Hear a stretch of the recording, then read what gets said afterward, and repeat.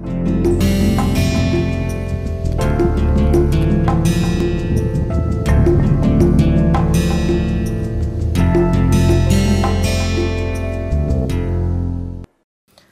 everyone, welcome back to NPTEL MOOCs course on developing soft skills and personality.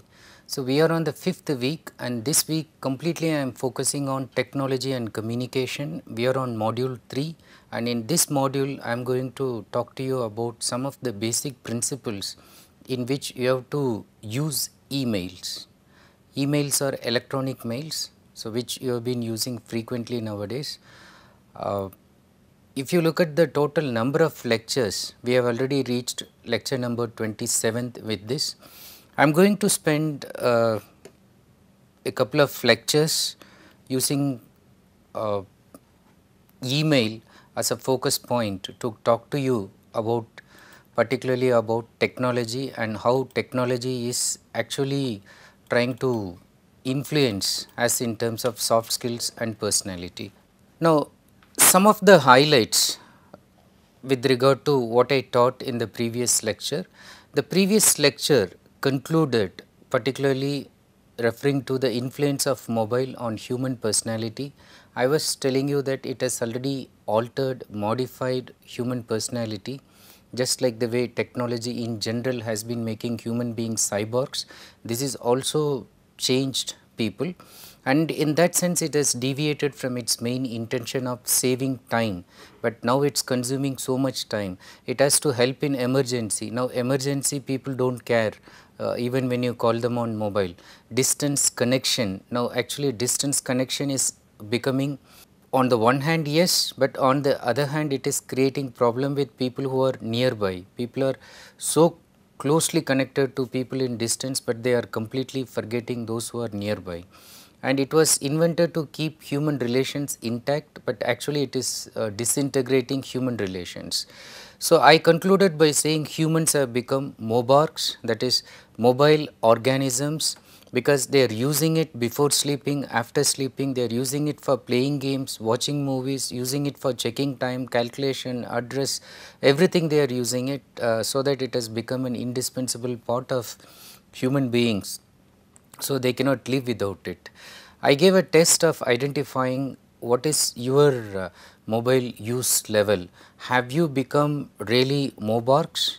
And then I asked you to respond to it depending on the degree of frequency that you are using, depending on the intensity, and depending on number of questions you say yes, no. It was determining whether you have become really mobarks, and most of us would have fallen under the category yes, we have become mobarks. And the next level I asked you to identify whether you have become addicted to mobiles or whether you are suffering from this nomophobia, that is no mobile phobia. You cannot live without mobile anymore.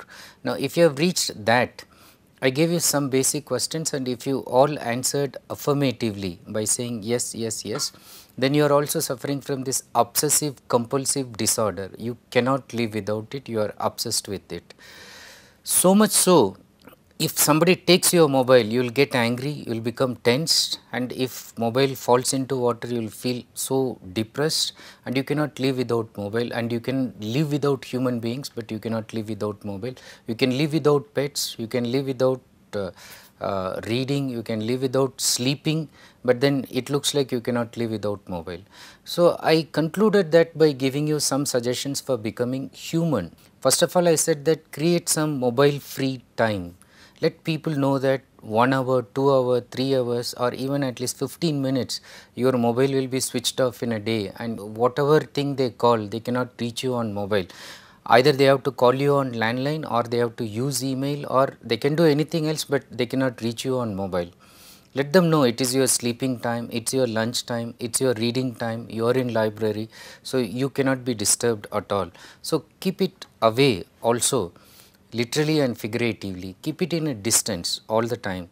So do not make it an integral part. Keeping it in heart is giving you cancer, keeping it in thighs is also giving bone cancer.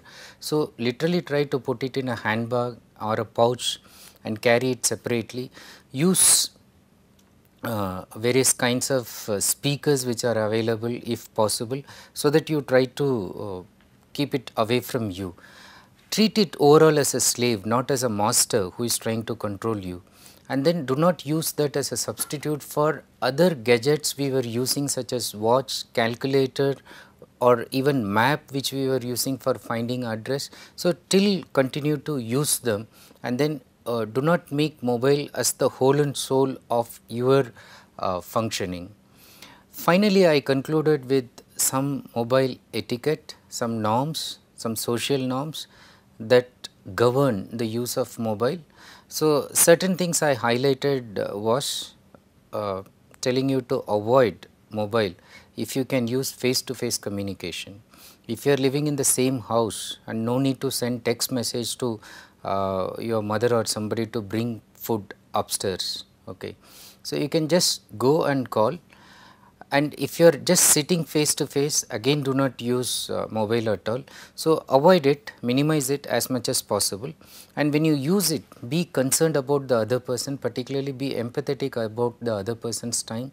Do not hijack their time just because you want to pass time. Do not intrude into their time just because in your mobile button you can press and then immediately it calls somebody. Do not do such activities which may annoy the person, because it also tells something about your own attitude, your own sensitivity, your own concern for the other person in terms of using your mobile.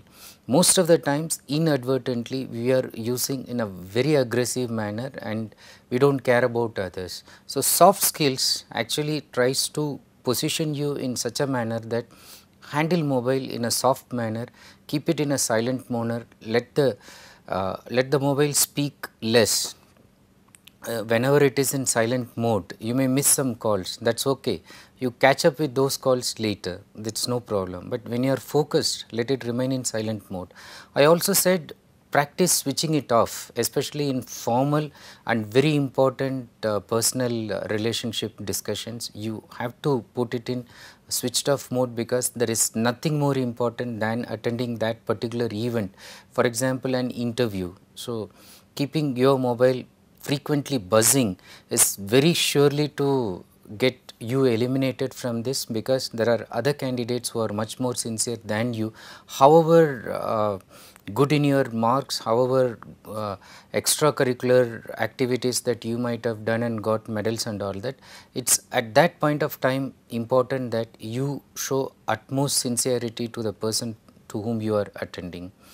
Last but not the least, I concluded by saying that try to use email. If you can communicate with the person using email rather than calling the person again and again using your mobile and then taking the person's time away. If you can explain that on email simply, and if the person is looking at it frequently, that is still a better mode. Now, having said that, this lecture and maybe next 2-3 lectures are going to focus on this aspect of using emails, and then the question whether you are using emails properly. Now, before we go to how you should use emails, and then I am going to discuss about some basic principles that you can follow using emails, let us look at these quotations. The first one says, the greatest polluting element in the earth's environment is the proliferation of electromagnetic fields. I consider that to be a far greater threat on a global scale than warming or the increase of chemical elements in the environment. So, this quote is coming from Robert Becker, a 2-time Nobel Prize nominee.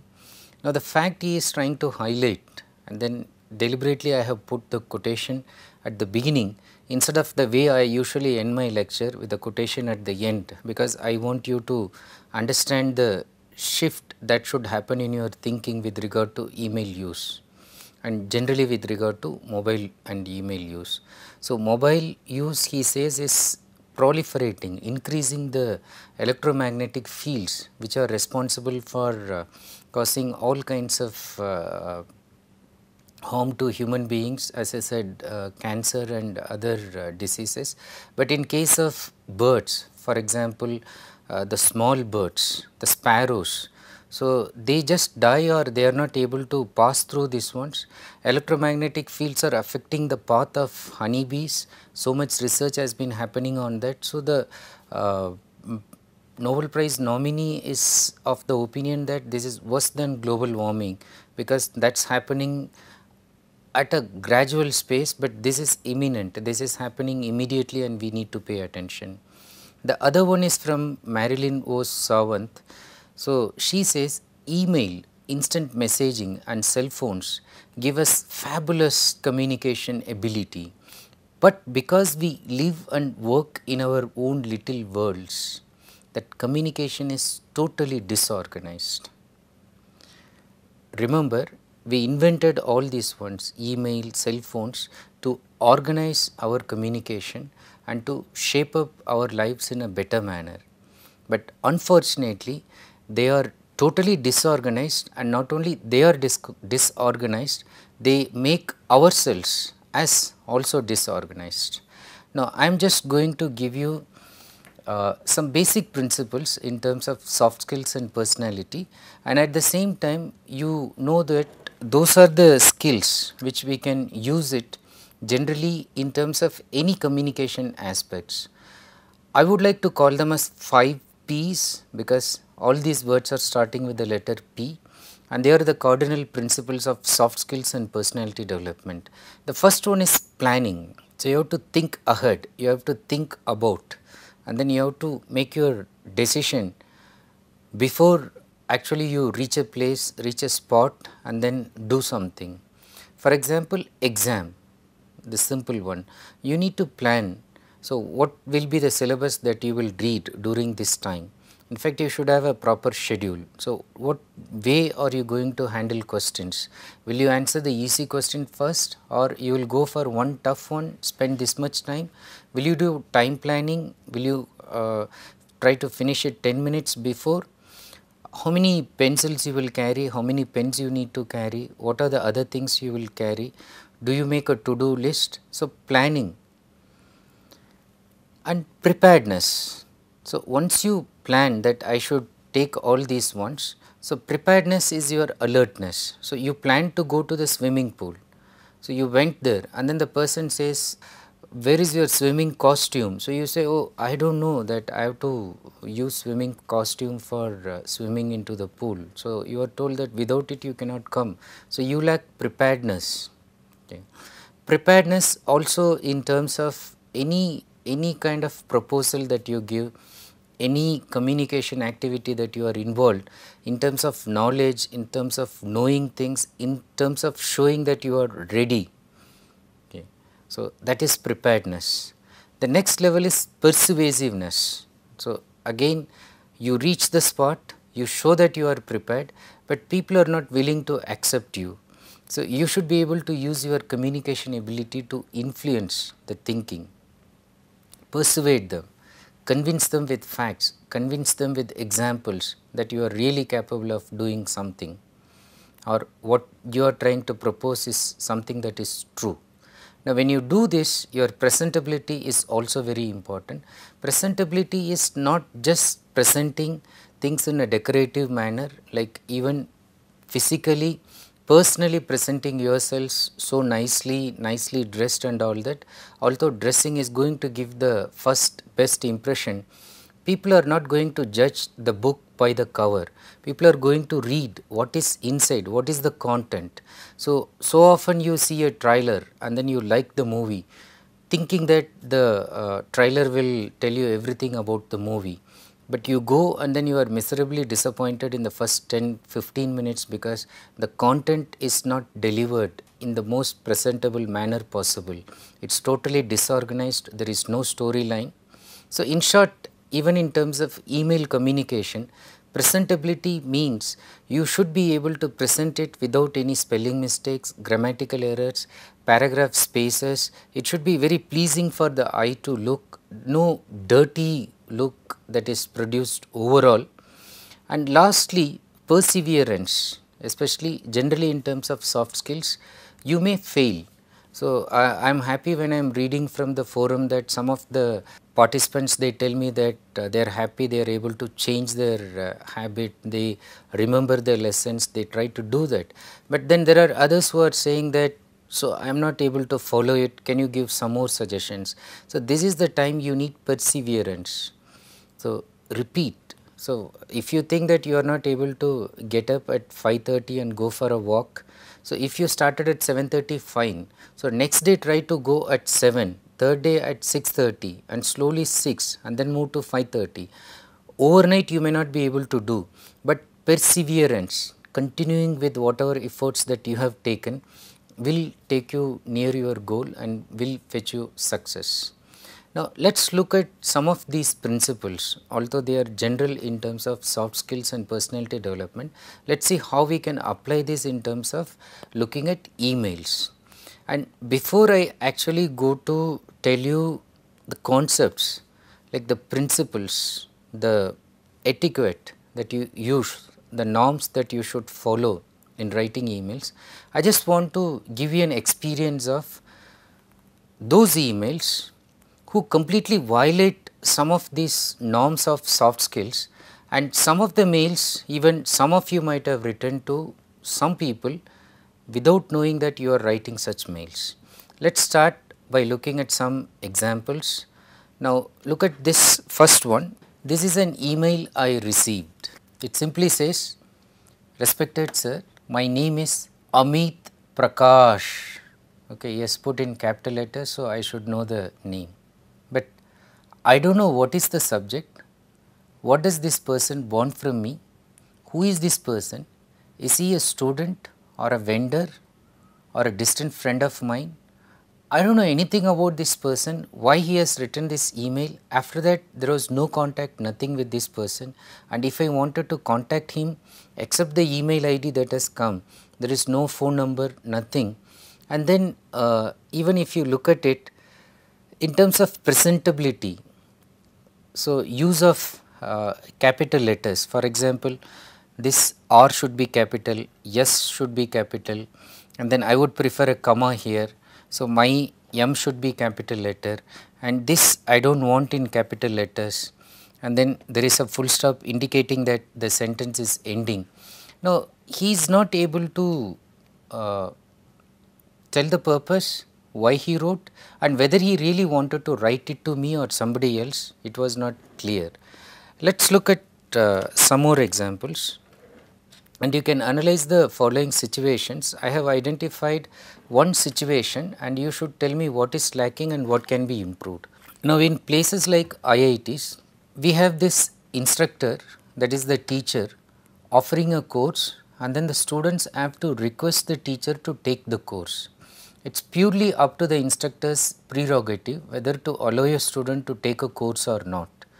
So, these are some situations which I faced with some of my students, but I have changed the name, slightly some modified situations to make you understand how email is playing a role, or how soft skills which are accompanying the email situation is playing a crucial role. And you will understand what I mean by soft skills when I explain this. Look at the situation. Sanjay has come to the instructor's office to request for course registration. That means Sanjay wants instructor's sign to do his course. After some discussion and putting some conditions about attendance and discipline, the instructor agrees to take him in the course. He asks Sanjay, see, you should understand that before taking, so here the instructors ask whether the student is really interested, and then they allow. Allowing itself is a big thing for student because it is very difficult to get good courses. So, Sanjay has got the course almost, the instructor decided to give him. He asked Sanjay to write an application and get his approval.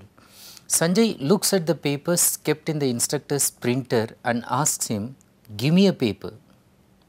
After the instructor gives Sanjay a paper, Sanjay asks him, give me a pen. The instructor says, get out of my room and I will not permit you to join my course.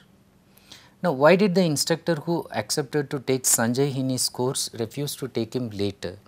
Obviously, you know, when he accepted, he thought that he has planned well, he has prepared, and he also knows how to present it by writing neatly.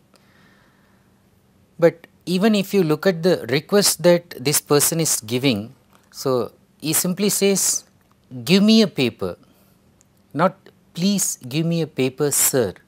Okay, it's not in a request form, it's like almost suggesting like a command lacking in soft skills. So he is at the receiving end, but then he is commanding the other person to give it to him.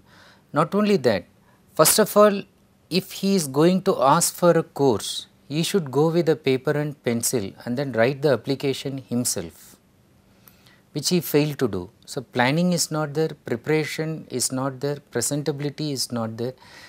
Now he can persuade, okay. So he can say, sir, I am sorry. So I made a mistake. So please don't feel bad about what I have done. I apologize. I'll just come in 5 minutes. So he can go out, get another one, write neatly, again apologize, and then tell the instructor that he will not repeat that. That could have changed it. That is what I meant by perseverance. But if you look at the instructor's part, is the instructor justified in doing so? Now the answer is yes and no. So if the instructor himself is not concerned about soft skills, he is not justified. If, let us say, if I am in the instructor's shoes, I am playing his role and I also want the students to learn soft skills, so then I would rather make the student realize what mistake he did. Because the next question which I have asked, did Sanjay know the reason for the instructor's change in behavior? Unless the instructor tells the person, this is why I am angry, people who lack in soft skills won't even know what changed the instructor's behavior. And especially if the person is not empathetic, he won't understand why he is getting angry with me unnecessarily. Okay, I just asked a paper, if he wants he can give, but why is he getting angry with me? So can't he give me a paper? Will Sanjay be able to avoid this situation in future? Absolutely no, if he is not developing his soft skills. If he is not developing empathy, if he is not being told, if he is not creating a self-awareness, he cannot change. He will continue with the same kind of mistake, he will continue to go to instructor without pen and paper, he will continue to ask in a commanding tone, and the instructor will continue to talk to him like this unless a friend points out, unless somebody tells him to change. Let us look at more situations which will make it clear. Look at this one and tell me whether the instructor will approve of this request. Rohit was in a hurry to get the course approved. He was already late for registration. Now he rushed to the instructor's office, he banged at the door, then he barged in. There were some students sitting before the instructor. He pulled a chair on his own and sat. He put his application above other ones and said, sign, I am in a hurry, I want to take this course. Now, if you look at it, obviously, will the instructor approve of this request? No, because his hurriedness shows that he is not planned or prepared at all. And then even while going there, he is not presenting himself in a proper manner. He is just banging, which is not soft skills, which is showing that you are aggressive, you are rough, uncivilized. Barging in without requesting, may I come in, is again showing your uncivilized behavior. And then there were some students sitting, so then you be in the queue. So he rushed and then pulled the chair and then sat, and then he put his application above other ones, and then he is requesting, but then he is commanding, and then instead of saying, sir, will you please sign on this? I am in a hurry, that is why I want to get this done before, but I am very much interested in your course, I want to take this. So instead of putting this in a polite manner, the entire aggressive behavior, the way in which he is presenting himself will again make the instructor disapprove this request also. No instructor is likely to allow him to take this course if he will behave like this. Now look at the next one. So I said previous one the guy was lacking in soft skills.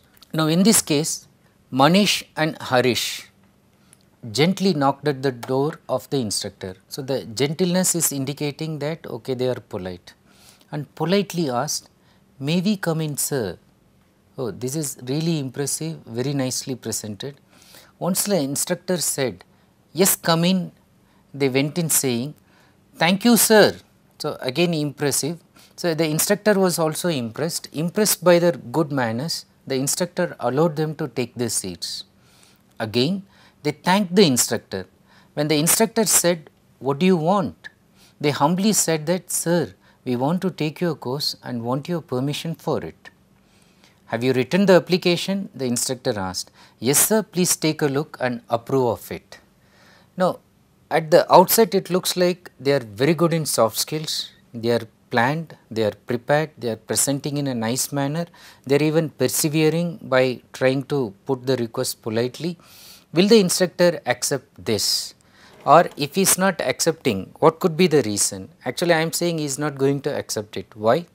Look at the reason. The instructor's response. The instructor looked at it and got angry with them. Despite their polite manners, he shouted at them and refused to sign on the letter. What went wrong? They were polite, they were having soft skills. So, all the qualities that I said was there, but what went wrong? What went wrong was this: the instructor's name is Professor Rajashekar and they wrote Professor Rajeshwari. Now, Professor Rajeshwari and Rajashekar are working in the same department. So, they confused this person with the lady's name. Now, the instructor got angry and then everything they went with, planning, preparedness, presentability, everything collapsed with this one small mistake and completely revealed their planning is poor, the presentability is not relevant, and then they were not really prepared. They were not even knowing who is the instructor for this course. Is it Rajashekar or Rajeshwari? So, they had no idea. So, when they had no idea, obviously the instructor got angry and he wanted to not accept the request. Now, watching this, there were two other smart students. So, they wanted to get the course somehow or other. So, this is Chanku and Manku. So, they are the smart students. They knew that the instructor is impressed with polite behavior and that his name has to be written correctly. So, they wrote the name correctly, okay, and then they went very politely. They asked, sir, may we come in and all that. So, the instructor was also pleased, but at the end, still the instructor refused. Why? So, here they wrote the name correctly, they had all the pleasing mannerisms, but why did the instructor say no? Because they wrote the course number CHM 455. So, CHM 455 indicates a course in chemistry instead of writing ENG 455. So, they wanted the instructor to give this course in English and they went to the English instructor, but they wrote the course number wrongly.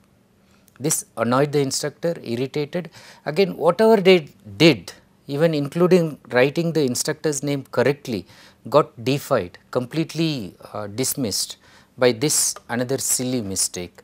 So, this is what I mean by planning, preparedness, presentability, and one small mistake you make, everything collapses, even though you might have developed good soft skills. So, it can go wrong. Let us look at one more situation before I conclude this and see whether you can improve the situation. Now, finally, with great difficulty some students got the course, but 3 of them dropped due to timetable clash, they had other issues, but none of them informed this to the instructor. Now, this is a bad thing. So, you got it with great difficulty and then you are just leaving it and then you need to tell the instructor so that those who are in waiting can be given a chance. When the instructor wrote to them, one of them replied as follows, instructor's mail is this.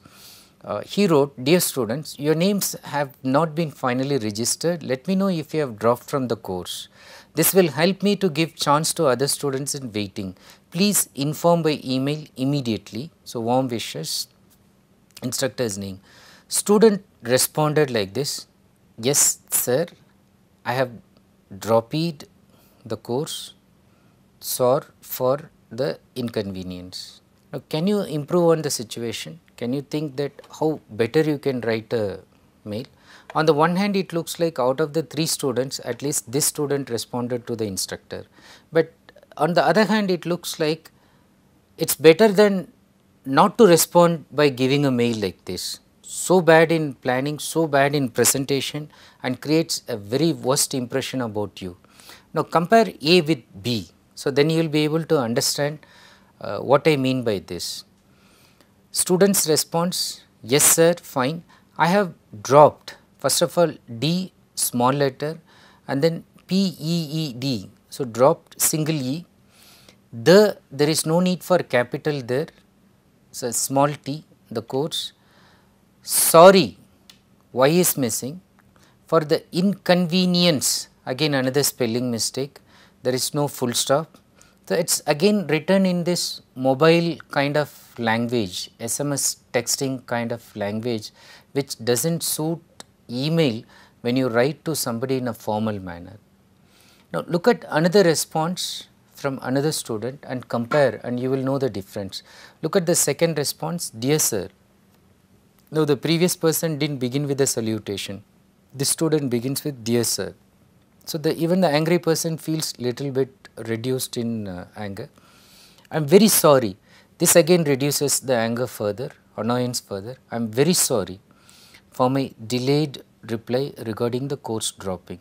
So he has said the fact clearly, so it reduces the anger completely. I had applied for another course. He tells the reason why he is dropping, whose request was accepted very late. So it is not his fault, but the course request in the other one was accepted late. So I am dropping the course. I regret for any inconvenience caused. So again he apologizes. So I feel bad, he says, if I had caused you any inconvenience. He writes the name, he gives the roll number. So when you juxtapose, keep the bad one with the good one, you realize what I try to tell you in terms of the email principles that you should be following. All the 5 P's that I discussed should be followed, but at the same time they are not enough. They ought to be really governed by the basic principles, even things like spelling, grammar mistake, writing the number correctly, putting the salutations appropriately. These things are going to matter. So that you keep in mind, and then in the coming lecture I am just going to highlight how not to send emails, because before you learn how to send emails, it is important to unlearn your wrong learning by knowing first how not to send emails. My attempt in the course, as you might have noted, is to make you redo and undo so many of your learnings which you have learnt wrongly and then imbibed as a bad habit in you, and without even knowing that they have become bad habits, and then you have been using it for such a long time inadvertently. Now my challenge is to unearth and make you unlearn those things and then make you learn these ones correctly. So in the following lecture again I am going to give you bad emails or how not to send emails before I go to the other 2 lectures on how to actually send good emails, what are the etiquette that you should be following. Thank you for watching this video. I will get back to you in the next lecture as how not to send emails. Thank you once again.